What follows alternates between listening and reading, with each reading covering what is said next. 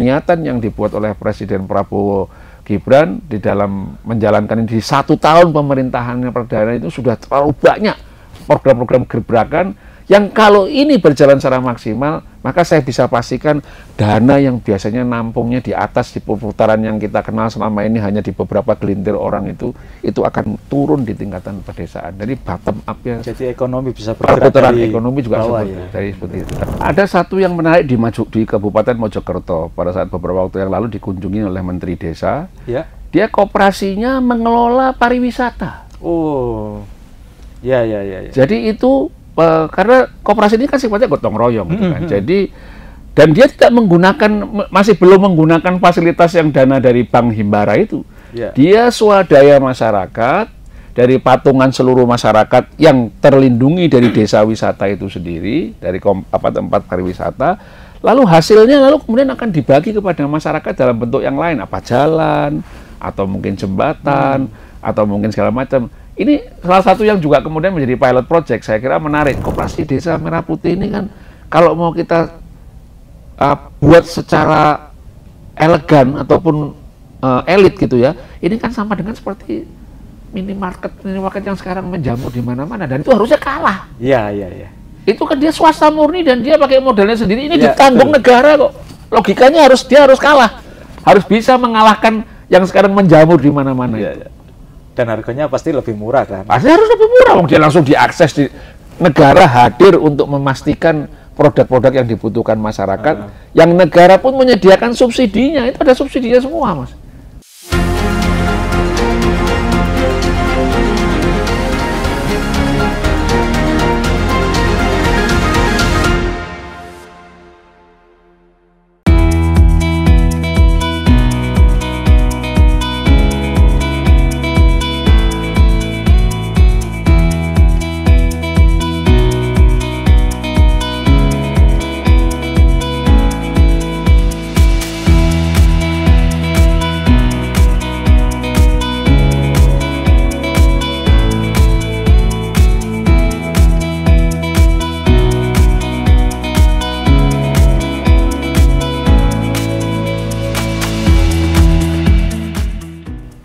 Assalamualaikum warahmatullahi wabarakatuh. Tribuners dan pembaca harian Suriah dimanapun Anda berada, kembali bersama saya Iksan Fauzi dalam program Gebrakan Sang Pemimpin. Kali ini saya kehadiran tokoh nasional Mas Dr. Insinyur Ahmad Rizky Sadik, MSI. Beliau anggota DPR RI Komisi 11 sekarang ya. Oke. Beliau juga Ketua DPW PAN Jawa Timur. Luar biasa. Terima kasih Mas Rizky. Terima kasih Mas. Bisa hadir di studio kami. Terima kasih banyak. Pemirsa, kali ini kita akan membahas tentang Koperasi Merah Putih, salah satu program utamanya Bapak Presiden Prabowo Subianto. Mengingat tanggal 21 Oktober nanti ini, 1 tahunnya Pak Prabowo sama Mas Gibran.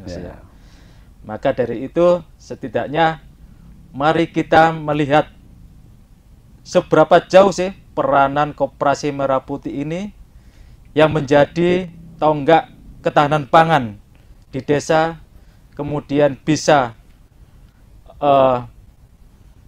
menampung masyarakat desa dan memberikan dampak efek multiplier efek kepada masyarakat desa, terutama kepada anak-anak muda supaya mereka tidak lari ke kota besar. Harapannya dari desa inilah mereka bisa meningkatkan taraf hidup ekonomi maupun taraf hidup secara sumber daya manusia.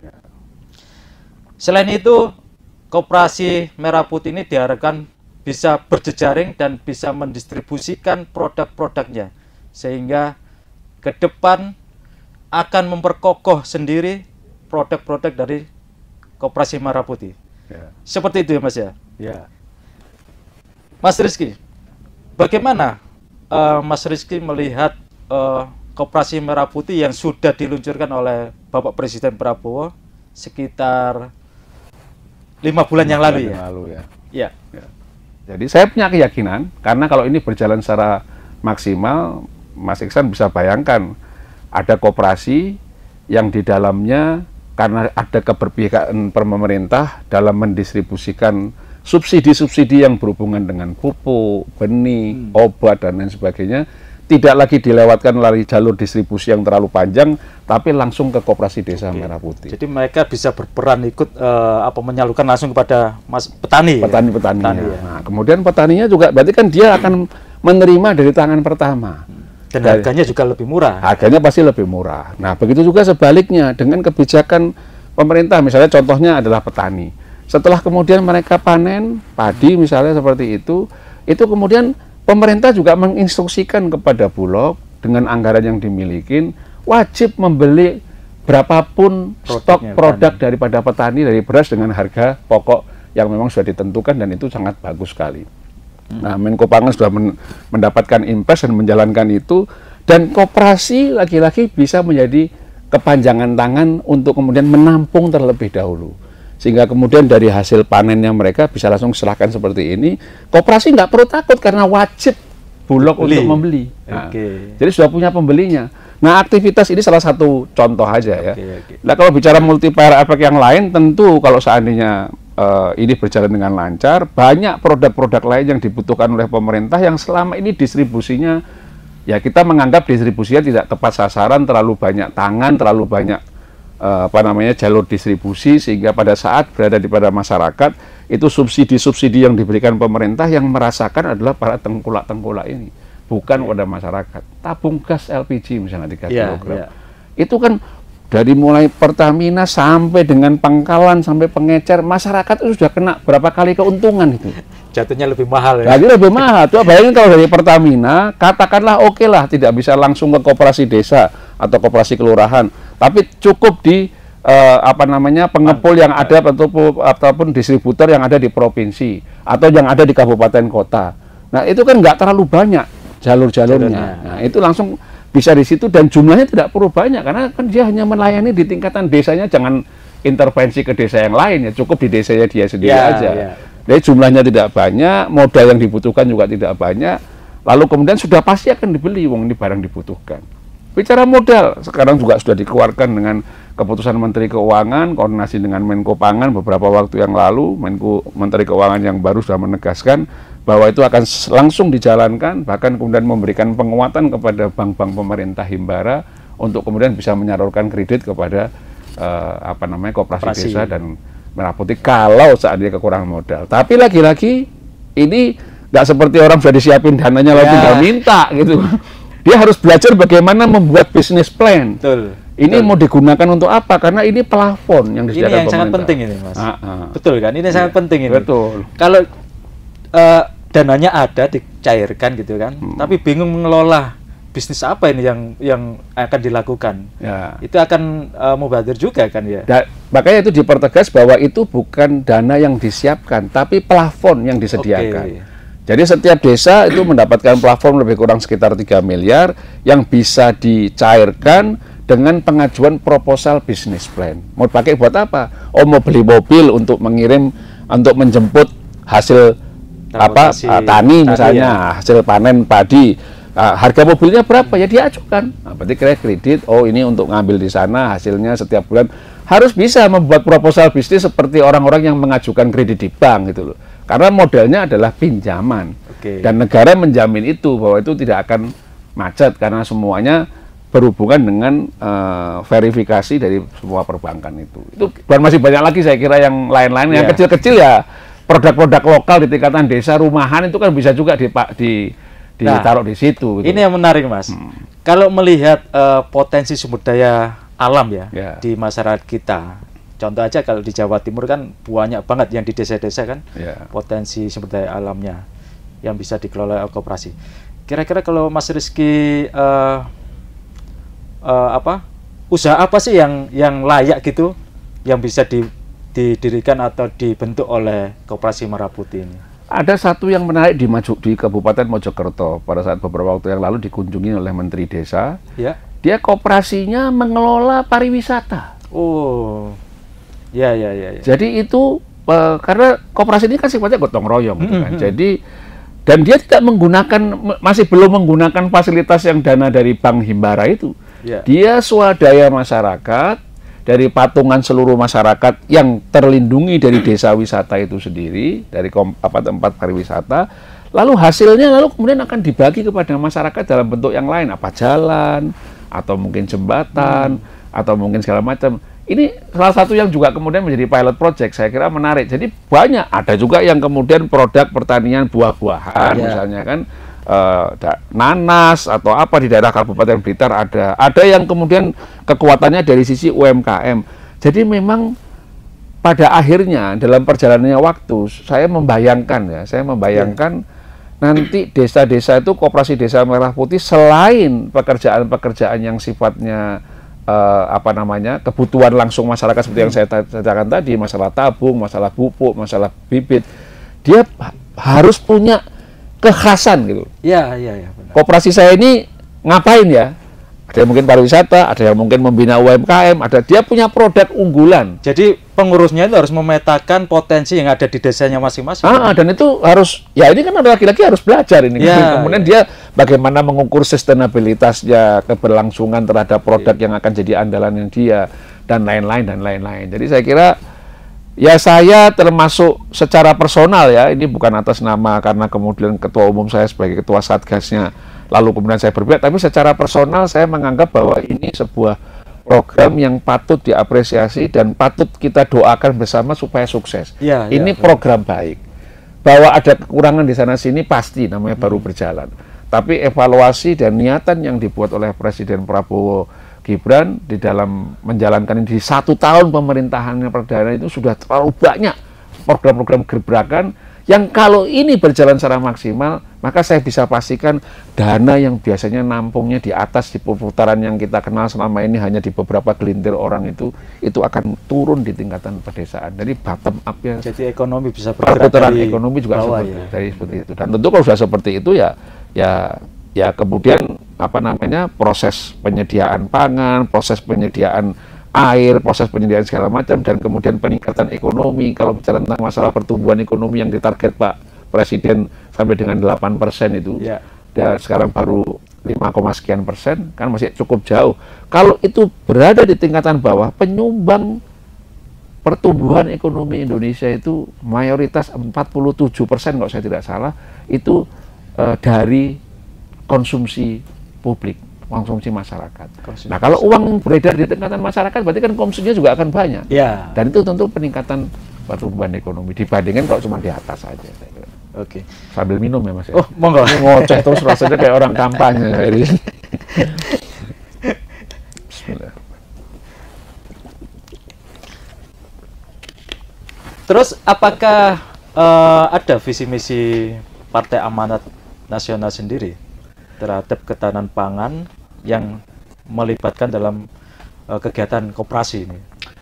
Ya karena kebetulan tadi saya sampaikan bahwa memang itu yang membawai tugas ini dibebankan ataupun diamanatkan oleh Presiden kepada kader-kader PAN, dan kemudian yang mengkoordinir itu adalah Ketua Umum PAN. Ya tentu yang paling utama kita, anggota DPR kita yang ada saat ini memang diinstruksikan untuk selalu memantau pelaksanaan itu. Ya kalau di sisi yang lain ya kita sedang berusaha Mas, kita berusaha yang tadi Mas Iksan sampaikan tentang pemuda itu, kita sedang berusaha juga untuk meng-create pelatihan-pelatihan terhadap pemuda pangan. Jadi kita mencari-cari tentang pemuda yang punya concern, punya ketertarikan terhadap dunia pangan ini, dan bagus-bagus loh Mas. Jadi saya di Lamongan bertemu dengan anak muda yang dia menjadikan padi tidak lagi dari beras tapi dari lupa. Juawut. Juawut. Jadi beras dari produk juawut. Jadi itu sudah diekspor. Tapi ini kan, dan itu lebih murah, lebih sehat dan lain-lain alasannya dia. Jadi kita mencoba mengumpulkan itu teman-teman anak-anak muda kita itu untuk berkreasi, yang tentu ini butuh pengorbanan, karena ya negara yang tidak punya lahan sebesar Indonesia aja bisa ya. hebat pertaniannya gitu loh, hebat perkebunannya. Masa kita ini yang dikenal sebagai negara agraris dan luasan tanahnya begitu besar, masa nggak bisa? Kuncinya apa? Memang penelitian, keberpihakan pemerintah untuk orang-orang yang mau melakukan penelitian tentang bagaimana mensilang bibit-bibit unggul dan segala macam, itu ya memang harus difasilitasi, dan itu ya riset itu butuh ya. uang, Mas, itu butuh dana gitu. Nggak bisa kalau enggak ya kita akan punya petani-petani yang konvensional yang hasilnya ya gitu-gitu aja ya, seperti itu. Tapi saya kira banyak kok petani-petani milenial yang yang juga bergelut di pertanian ya. Bukan hanya padi, tapi banyak juga yang di sayur-sayuran. Cuma kadangkala mungkin kurang tereksplor aja ke pabrik kan. Tapi itu setidaknya perlu menjadi inspirasi bagi masyarakat lebih luas. Setidaknya kan anak-anak muda ini bagaimana dia tertarik ya. Ya, saya bahkan ingin menghimbau. Saya pun ini kan sebetulnya dalam skup yang paling kecil gitu ya. Itu kan dalam rumah tangga. Ya, orang tuanya kan juga harus mulai mengarahkan anak-anaknya untuk kemudian kalau melihat situasi seperti ini itu, situasi bahwa ada keberpihakan yang sedang didesain dan di-create oleh pemerintahan sekarang untuk menjadikan desa itu sebagai perputaran ekonomi yang terbesar, dan kemudian yang berhubungan dengan pangan itu menjadi salah satu andalan karena kemudian nonsen ketahanan negara itu kalau seandainya orang-orangnya belum bisa makan, gitu. Kalau pangannya sendiri kita belum bisa mandiri, masih bergantung kepada orang. Gimana kalau kita bergantung sama impor-impor bahan baku pangan, terus yang sana ngambek nggak ngirim ke kita, terus gimana? Kan kita harus berdaya dalam diri kita sendiri. Nah, saya secara personal pun sudah melakukan hal seperti itu. Jadi saya dorong anak saya ini supaya mau punya ini kan masalah diarahkan mindsetnya.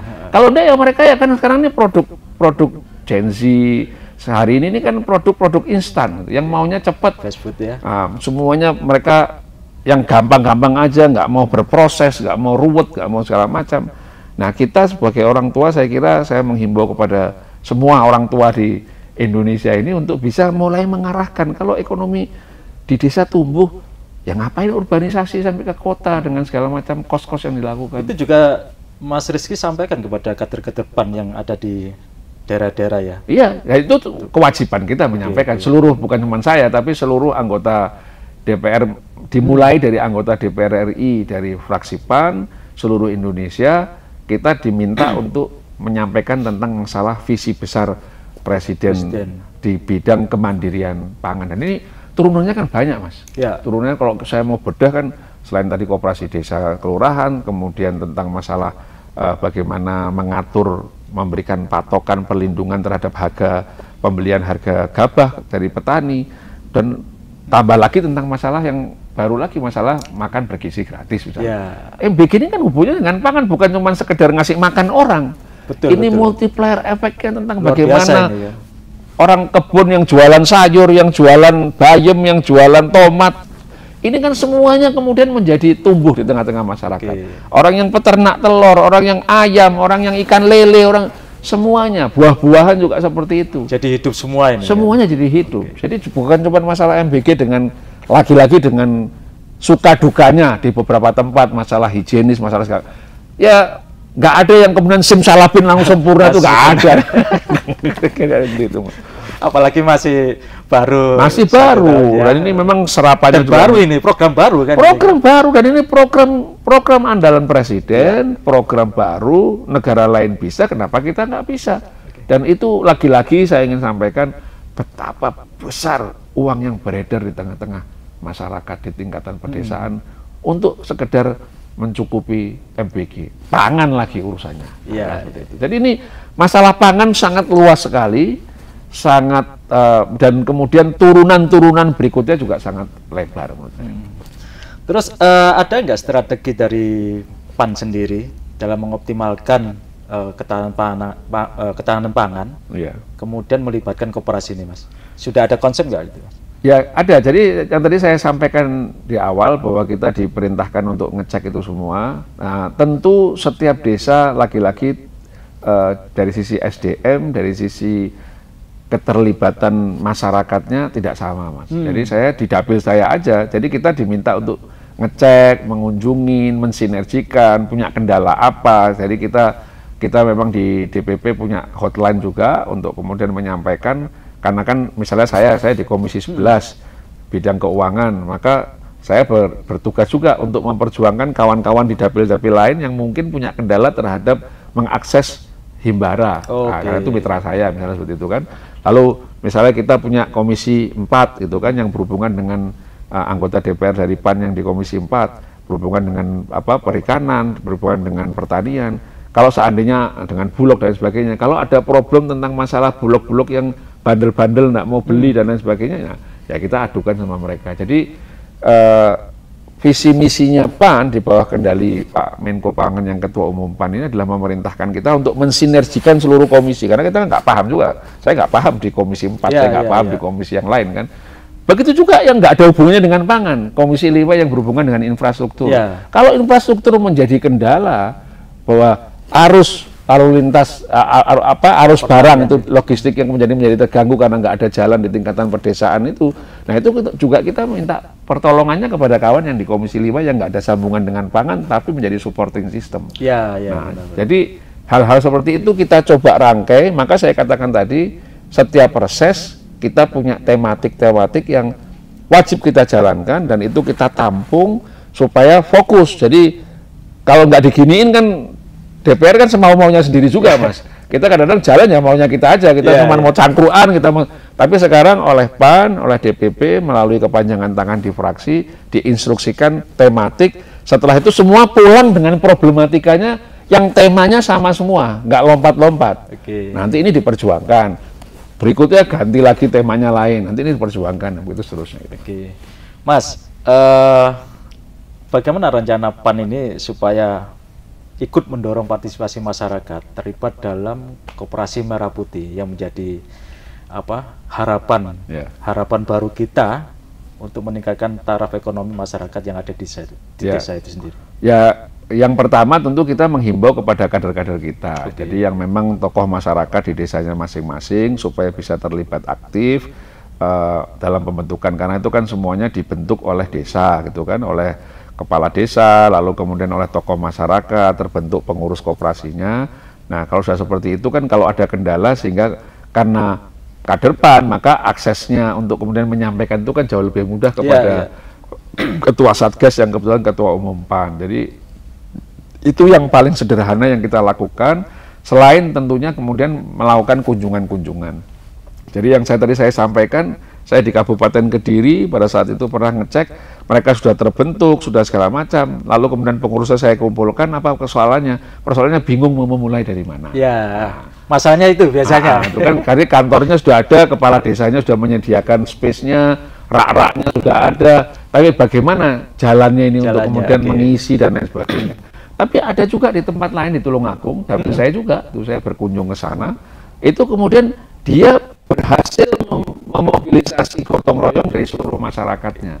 Jadi ada yang menyewakan lahan untuk punya ternak lele, punya ternak ikan, ada kemudian ada yang berkebun bahan-bahan baku. Jadi contoh-contoh ini ya kami, karena saya di wilayah saya sendiri, di daerah pemilihan saya coba untuk kemudian diduplikasi, saling bagaimana yang sana kalau punya waktu bisa berkunjung ke desa yang lain untuk sharing informasi, kesulitannya apa dan lain sebagainya. Selama masih bisa diselesaikan, saya bilang ya pokoknya ini jalan lebih dulu. Kalau seandainya tunggu-tungguan ya nggak akan kejadian. Jadi nggak bisa tunggu-tungguan ya. Kadang-kadang enggak. Maaf Mas, kepala desa ini kan juga takut karena salah satu sumber jaminannya kan juga dana desa. Nah, jadi mereka kan juga grogi-grogi juga, walaupun itu kita semua di tingkatan pusat meyakini tidak akan terpakai dana desa, karena memang penurunan kredit pinjaman itu berdasarkan kepada penilaian perbankan yang saya kira kan sangat ketat lah. Tapi saya merasa gini Mas, kita itu masyarakat kita ya sudah punya modal sebenarnya, yaitu modal sosial, gotong royong. Ya saya kira itu bisa dijadikan modal utama untuk membangun koperasi ini. Tadi Mas Rizky bilang bahwa ada masyarakat di Tulungagung yang menyewakan lahannya untuk budidaya lele dan sebagainya. Meminjam kan Mas, nggak pakai bayar lagi. Nggak pakai bayar, makanya saya kagum sekali sama tempat itu.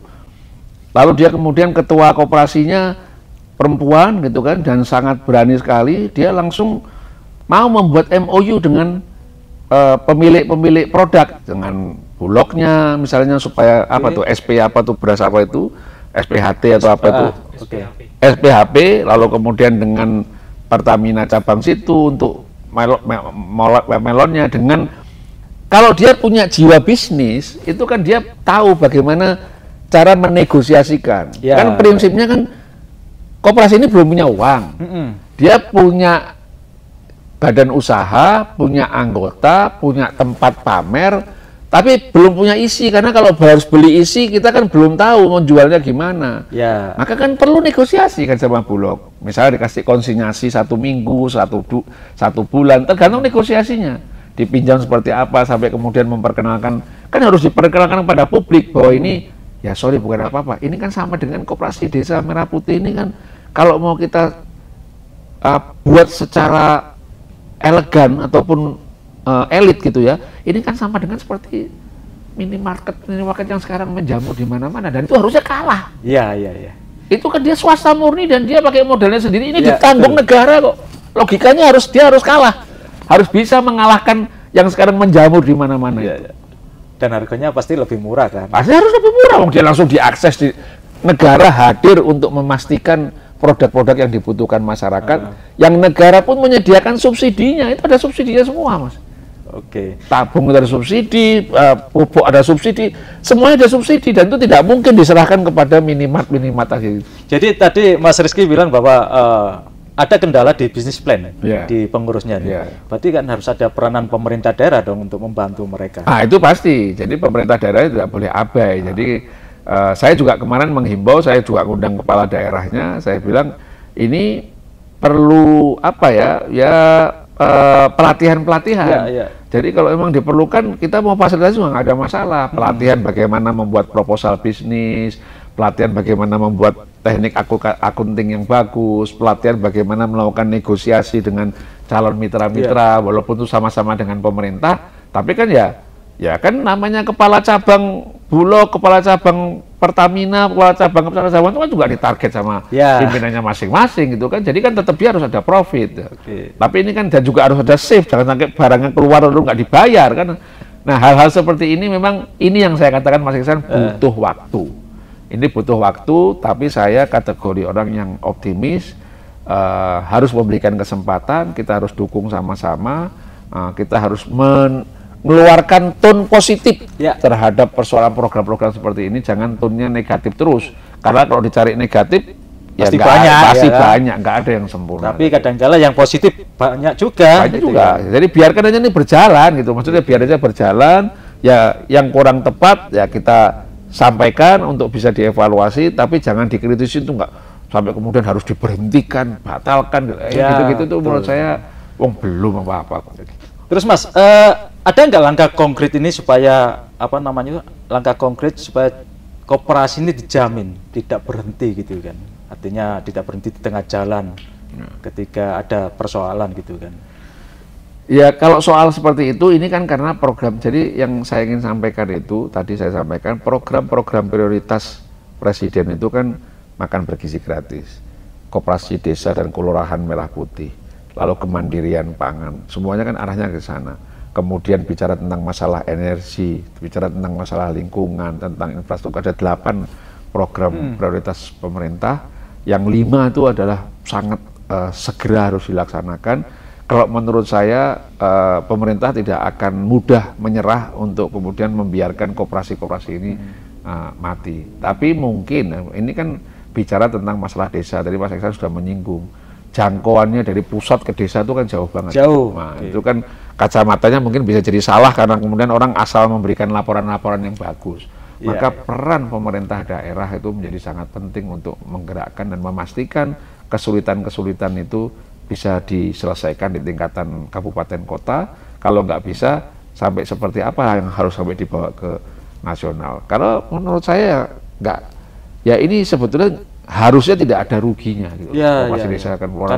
Karena daerah juga kalau koperasi Merah Putih itu jalan, daerah itu juga mendapatkan keuntungan, manfaat kan? Ya pasti hidup juga kan? Iya, dan desa pun juga mendapatkan karena ada hitungannya itu. Mereka dari profit itu berapa persen untuk kas desa. Oke. Jadi itu memang juga ada. Jadi menurut saya ya kalau kita punya jiwa bisnis itu ya melihat ini apa faktor resikonya ya.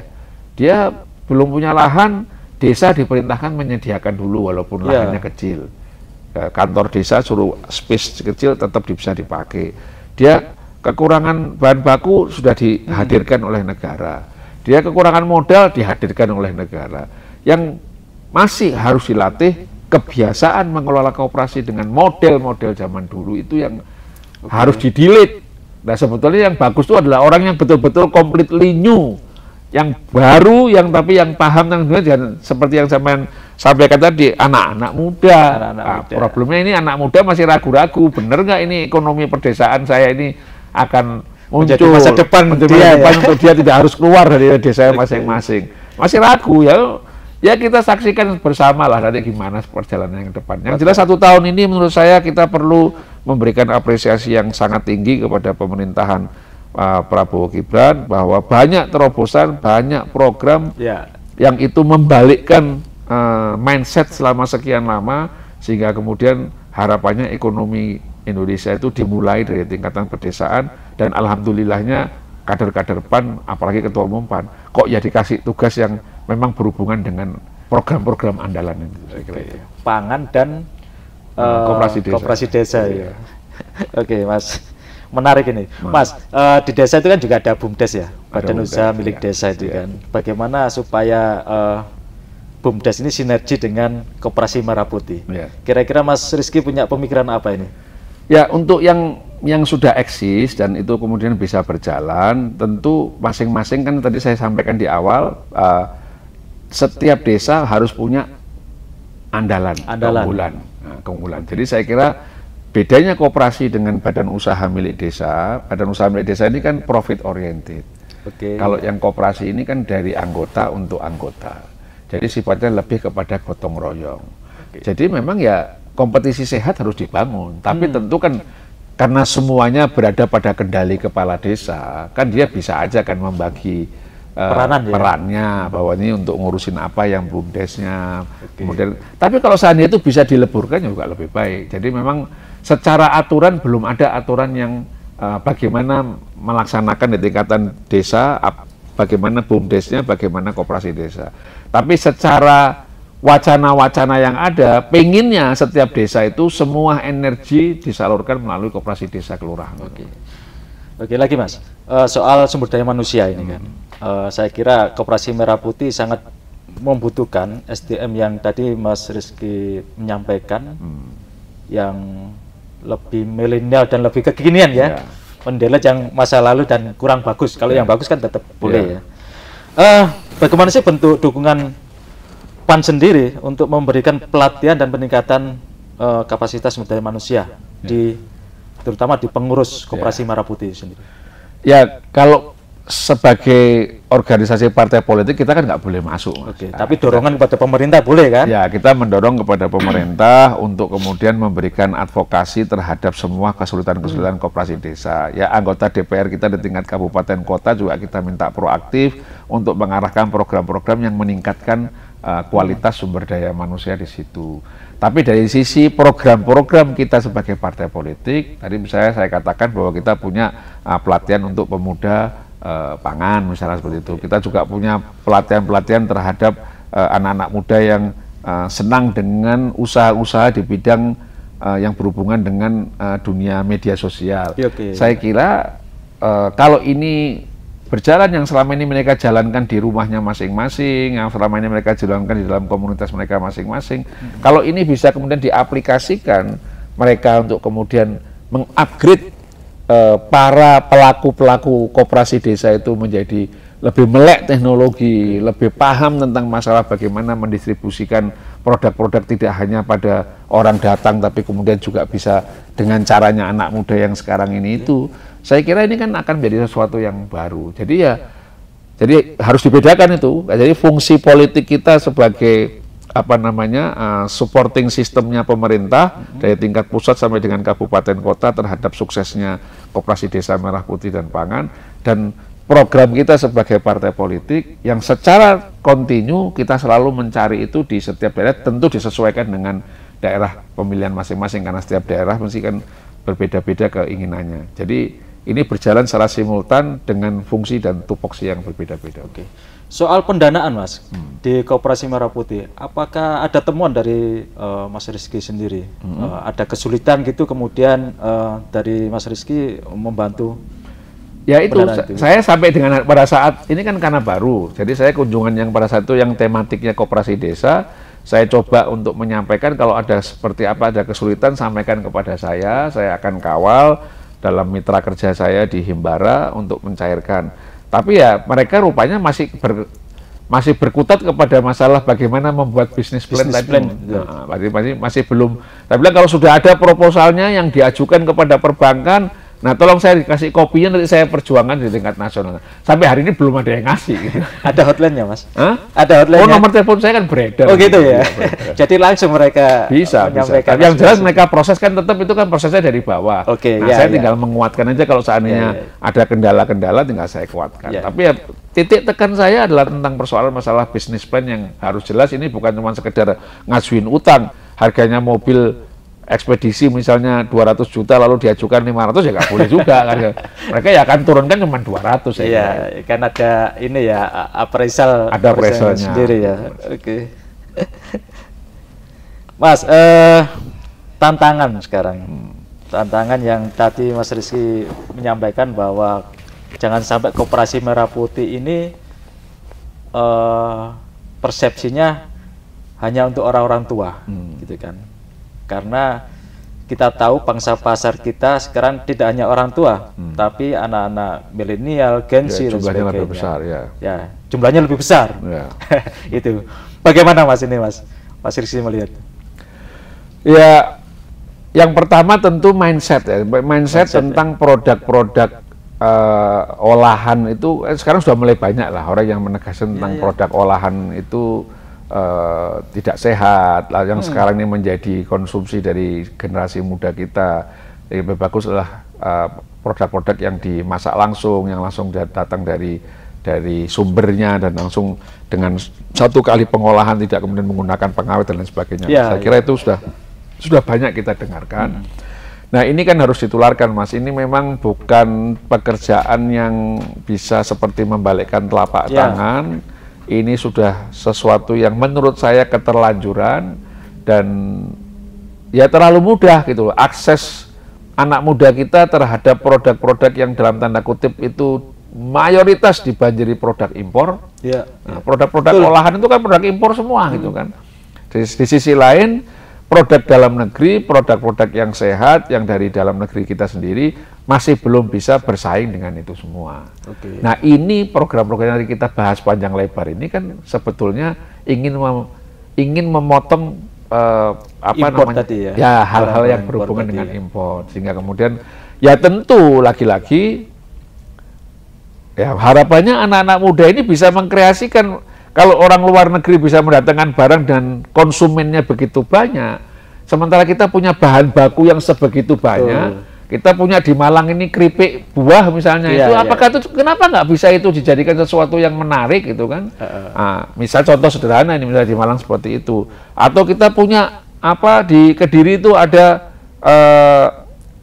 keripik dari kulit mangga kalau saya nggak salah atau apa itu? Iya kan, betul ya? Kalau saya nggak salah ada seperti itu di Kediri itu. Nah jadi tapi itu kan belum terpublish dan belum menjadi pembicaraan yang sangat luar biasa gitu.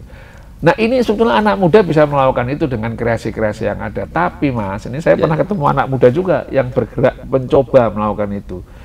Ya kita harus sadar bahwa memang ada birokrasi kita juga yang kadang-kadang memperlambat upaya mereka, tidak bisa cepat itu. Mengurus izin edarnya lambat, mengurus badan POM-nya lambat, mengurus halalnya susah. Nah hal-hal seperti itu yang kadang-kadang bikin orang rasa-rasen jadinya anak mudanya. Tapi ya mari kita perbaiki sama-sama lah. Saya nggak mau ngomong yang enak-enak aja, ini yang nggak enak saya mau sampaikan juga. Ini menjadi masalah juga, di masyarakat kita, dan itu menjadi tantangan pemerintah untuk menuntaskan persoalan birokrasi ini. Betul, Kan? betul. Apalagi anak muda nggak mau ribet. Nggak mau ribet, wah barang gampang banget kok, maksudnya susah banget sih mengurus. Sudah jelas dia punya produk yang mau diedarkan, nggak butuh uang dari negara, saya modal-modal dewi, seperti itu, tapi kok sulit sekali. Nah itu saya juga pernah menemukan komunitas anak-anak muda yang sedang berusaha untuk meng-create sebuah produk-produk yang dari daerah mereka sendiri. Saya kira banyak sekali Mas. Banyak sekali. Mari nanti kita juga sama-sama mengkampanyekan Ya, anak-anak muda ini kan, karena mereka juga inspirasi bagi masyarakat lain. Oke, Mas Rizky, terakhir Mas. Ya, siap. Pesan Mas Rizky sendiri Mas terkait Koperasi Merah Putih dalam menyokong ketahanan pangan. Bagaimana Mas? Ya, kembali ya, saya sampaikan Koperasi Desa Kelurahan Merah Putih itu posisinya ada di dalam jantung pemerintahan yang terdekat dengan masyarakat. Terdekat dengan masyarakat sebagai konsumennya, terdekat pada masyarakat sebagai produsennya, karena itu petani, peternak, nelayan semuanya adanya di tingkatan desa, semua berkumpulnya. Dan saya kira sekarang hadirnya negara itu untuk memfasilitasi itu semua, itu adalah menghadirkan kebijakan pusat sampai dengan di tingkatan yang paling rendah. Jadi ini sebetulnya sebuah kekuatan yang sangat luar biasa. Lalu kemudian bagaimana caranya ini bisa mendukung ketahanan pangan? Ya tentu Mas, kalau saat ini tadi saya sudah uraikan, kalau seandainya koperasi desanya sehat, koperasi kelurahannya sehat, sebagai unit yang terdekat dengan konsumen, unit yang terdekat dengan produsen, unit yang terdekat dengan marketing, semuanya. Bahan baku juga. Bahan baku semuanya seperti itu. Kalau kemudian yang dibutuhkan oleh konsumen, dibutuhkan oleh produsen, ini disupport oleh negara dalam bentuk tadi saya katakan pupuk, benih, modal, dan lain sebagainya itu disupport, maka tidak ada alasan bahwa kemudian kita tidak bisa mencapai kemandirian pangan. Maka akan dengan mudah akan tercipta lahan-lahan pertanian baru, akan tercipta lahan-lahan perkebunan baru, akan tercipta lahan-lahan untuk kemudian dunia perikanan, apakah peternakan dan lain sebagainya, itu akan tercipta. Dan ini karena mereka sudah yakin bahwa saya memproduksi padi yang tadinya mungkin produksinya selalu rugi dari analisa saya kan, karena bahan bakunya mahal, lalu kemudian pupuknya mahal, sekarang menjadi murah, maka ini menjadi sebuah profesi yang menguntungkan. Maka bukan tidak mungkin lahan pertaniannya akan tumbuh. Saya kira Mas Eka punya data lah, di Jawa Timur pasti lahan pertanian kita sedang tumbuh sekarang ini. Saya lupa datanya, tapi saya dengar beritanya adalah seperti itu, bahwa lahan pertanian di Jawa Timur sekarang tumbuh, lalu kemudian jumlah padi, jumlah gabah yang diproduksi juga meningkat. Jadi ini menjadi salah satu andalan suplai beras tingkat nasional, salah satunya adalah Jawa Timur. Jadi kemandirian pangannya akan berjalan secara ekosistem yang ada di tingkatan bawah, dan kalau seandainya habis konsumen-konsumennya kemana? Ya kan negara-negara provinsi lain yang masih belum membutuhkan juga. Membutuhkan kan bisa. Mau sekarang malah sudah dikirim, sudah siap untuk melakukan impor. Jadi saya kira, tapi ini kebijakan ini Mas, saya ingin sampaikan, kalau koperasi desanya berjalan secara maksimal, saya tidak yakin bahwa keberlangsungan ada yang mengganggu keberlangsungan ketahanan pangan. Ini akan bisa berlangsung dalam waktu yang panjang. Problematikanya tadi saya sudah sempat singgung, kalau seandainya kita surplus beras, kita surplus telur, telur pun juga masih kekurangan kita ini kan, kebutuhan telur kita lebih banyak dibandingkan produksinya. Kalau kita surplus di semua tempat itu, lalu kemudian pintunya kan adalah kemudian bisa kita kirim ekspor. Kalau ekspor kan memperkuat devisa, lalu kemudian pertahanan ekonomi kita menjadi kuat. Maka dengan kuatnya pangan, dengan kemandirian pangan, maka secara otomatis kekuatan kita sebagai satu negara yang nomor 4 di dunia ini juga akan kuat dari sisi masalah ketahanan ekonominya, sisi kuat juga masalah nasionalismenya, tidak mudah diadu domba, multiplier efeknya menjadi sangat luas, saya kira itu. Tentunya selain ketahanan pangan juga, Koperasi Merah Putih diharapkan bisa meningkatkan tenaga kerja ya, lapangan pekerjaan. Oh iya, ya pasti dong. Kalau seandainya unit usahanya menjadi berkembang, tentu akan terbuka lapangan kerja. Tapi bicara lapangan kerja yang paling banyak itu ya MBG. MBG. Itu membuka lapangan kerja yang luar biasa besarnya. orang tukang oncek-oncek, brambang, oncek-oncek ini kan semuanya kerja semua itu. Dan ada berapa SPBG di seluruh Indonesia ini.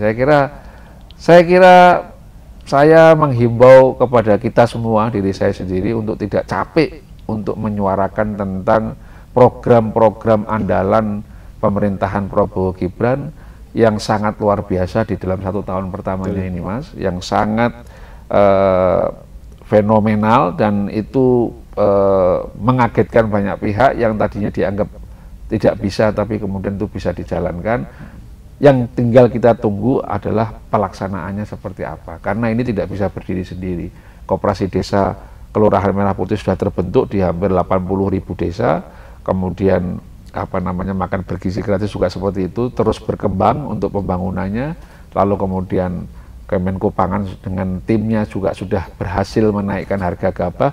Tidak bisa berhenti hanya sampai di situ, karena ada lintas sektoral yang akan mendukung ini semua. Seperti saya sampaikan tadi, gabahnya sudah surplus, berasnya sudah surplus, numpuk di gudang, ini kan sektor lain lagi. Nah, ini sektor lain lagi, distribusinya yang ada masalah. Kenapa dipersalahin?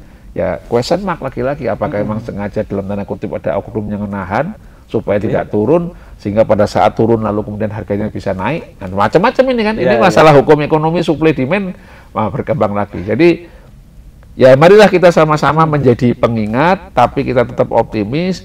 Kita ingatkan bahwa ini kerja lintas sektoral, bahwa hari ini yang menjadi lead adalah kebetulan adalah Kemenko Pangan yang membawai bidang pangan, pertanian, perkebunan, perikanan, termasuk koperasi desa, itu seperti itu. Tapi kemudian unit-unit lain ataupun instansi-instansi lain yang bisa mensukseskan ini semua juga bisa bekerja sama secara maksimal. Oke, baik Tribuners dan pembaca Harian Surya di mana Anda berada. Demikian obrolan saya dengan Mas Rizky Sadik, Ketua DPW PAN Jawa Timur. Sudah banyak yang diulas tentang Koperasi Merah Putih, bagaimana Koperasi Merah Putih juga diharapkan bisa menopang ketahanan pangan dan bisa menampung atau menciptakan lapangan pekerjaan di masyarakat desa. Saya kira harus ada kolaborasi ya Mas ya, antara orang tua dengan anak-anak muda sebagai penerus generasi bangsa. Diharapkan nanti mereka atau Koperasi Merah Putih ini bisa menjadi penopang ekonomi dari bawah, bottom up, tidak hanya dari atas ke bawah. Saya kira program Presiden Prabowo Subianto dan Gibran Rakabuming sangat bagus dan perlu kita kampanyekan terus supaya ini terus berhasil. Demikian pemirsa obrolan saya dengan Mas Rizky Sadik. Sampai ketemu di lain kesempatan dengan tokoh-tokoh lain dalam program Gebrakan Sang Pemimpin. Wassalamualaikum warahmatullahi wabarakatuh. Assalamualaikum warahmatullahi wabarakatuh. Terima kasih Mas Iksan. Terima kasih Mas. Terima kasih Mas.